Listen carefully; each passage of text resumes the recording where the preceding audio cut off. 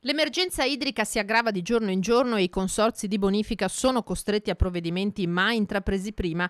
Davide Bortolato, sindaco di Mogliano Veneto, è presidente della consulta dei comuni che fanno parte del consorzio Acque Risorgive, un territorio di oltre 100.000 ettari suddivisi in 3 province. Ho convocato tutti i 57 sindaci che fanno parte del consorzio di bonifica proprio per parlare di questo problema, un problema grave, senza precedenti. Abbiamo il 15% del territorio del consorzio che riguarda una grossa parte della provincia di Treviso, una grossa parte della provincia di Venezia e anche della provincia di Padova. Ecco, nel 15% di questo territorio il consorzio non riesce più a garantire l'irrigazione. Una situazione destinata a peggiorare e che sta richiedendo interventi drastici, con il consorzio che in questo momento garantisce solo 2 dei 5 turni di irrigazione necessari alla crescita delle colture. Per la prima volta nella storia addirittura il consorzio ha deciso di fare una scaletta e dare in maniera scaglionata l'irrigazione. Molti raccolti sono già